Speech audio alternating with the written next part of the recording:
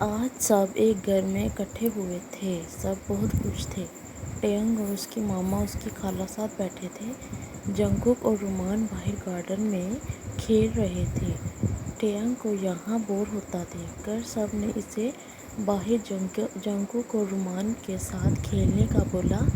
ٹیانگ کو آتا دیکھ کر جیکے کا چہرہ کھل اٹھا جبکہ رومان کے دماغ میں شرارت سوجی۔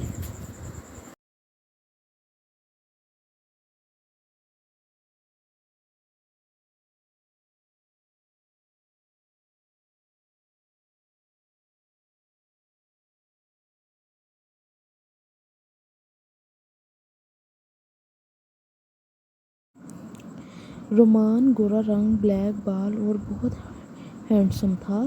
ٹیانگ کو آتا دیکھ کر جیکے کے منہ پر اسمائل آ گئی۔ ہیلو جنگکوک بھائی، کیسے ہیں آپ؟ کیا ہو رہا ہے؟ ٹے نے خوش دلی سے پوچھا۔ کیا ہو رہا ہے؟ ٹے نے خوش دلی سے پوچھا۔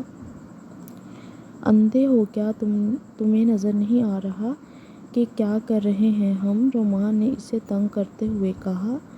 اندھے ہو کیا تمہیں نظر نہیں آ رہا کہ کیا کر رہے ہیں ہم؟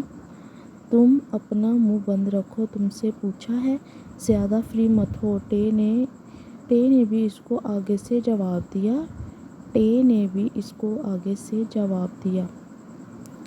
آؤ ٹے، ہمارے ساتھ کھیلو۔ جیکے نے ان کو لڑتا دیکھ کر ماحول کو ٹھیک کرنے کی کوشش کی۔ جنگکوک، کالے بال، کالی سیاہ آنکھیں، لڑکیاں اس پر مرتی تھیں، سب کا آئیڈیل تھا وہ۔ رومان، ارے بھائی، اس کو کہاں آتا ہوگا کھیلنا، اس کی شکل بتا رہی ہے اس کو نہیں آتا، رومان نے اسے تنگ کرتے ہوئے کہا۔ ٹیانگ، رومان کی باتوں پر اسے غصہ آیا اور جا کر کھیلنے لگا۔ ٹیانگ بہت اچھا کھیل رہا تھا کہ اچانک سے پھر ٹے کا پاؤں مڑ گیا جس کی وجہ سے وہ گر گیا۔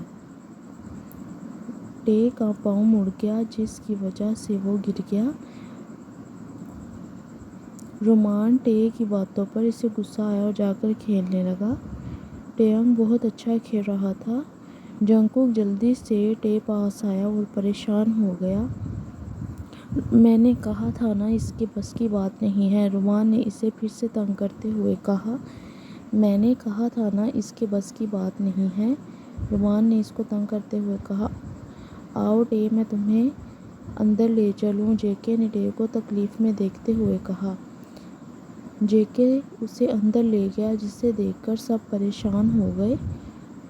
آؤ ٹے، میں تمہیں اندر لے چلوں، جیکے نے ٹے کو تکلیف میں دیکھتے ہوئے کہا۔ آج اتوار تھا جس کی وجہ سے آج ٹے اور اس کی ماما نے دن بھر یہیں رہنا تھا۔ سب نے مل کر کھانا کھایا۔ ٹے مسلسل بیٹھا رومان کو اگنور کر رہا تھا۔ رومان تو بس اسے تنگ کر رہا تھا لیکن ٹے سچ میں ناراض ہو گیا تھا اس سے۔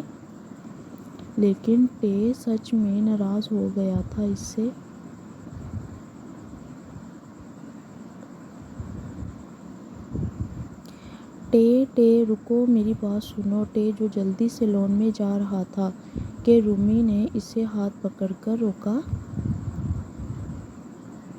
کیا مسئلہ ہے تمہیں؟ تم میری بات کیوں نہیں سن رہے؟ رومی نے اس سے بہت غصے سے پوچھا۔